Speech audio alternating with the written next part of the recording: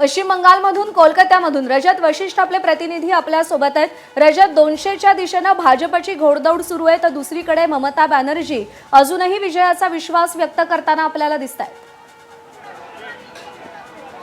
निश्चितच ममता बॅनर्जी यांनी काल रात्री जेव्हा कार्यकर्त्यांना उद्देशून एक्स पोस्ट केली होती तेव्हा त्यांना सज्ज राहण्याचा, दक्ष राहण्याचा निर्देश दिलेला होता।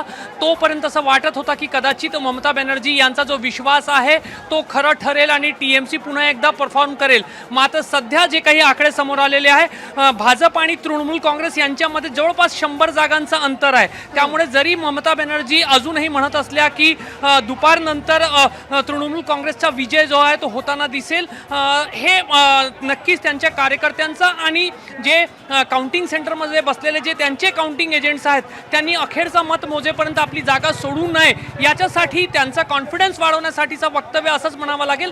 कारण आता हळूहळू जी ग्राउंड रिअलिटी पश्चिम बंगालची आहे ती ममता बॅनर्जी यांच्या हातातून निसटताना दिसत आहे आणि भाजपने जोरदार आगेकूच केलेली आहे। खरं पाहिलं तर 2021च्या तुलनेने अगदी विपरीत हा निकाल लागलेला आहे। ज्या ठिकाणी भाजप होती 77 जागा होते, आता 92च्या जवळपास तृणमूल काँग्रेस आहे आणि 200च्या जवळपास भाजप पोहोचत आहे, जिथे मागच्या वेळेला तृणमूल काँग्रेस होती।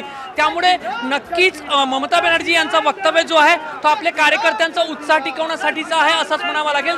दुसऱ्या बाजूला कार्यकर्त्यांचा जल्लोष जो आहे तो भाजपच्या प्रदेश कार्यालयामध्ये होताना आपल्याला दिसतंय।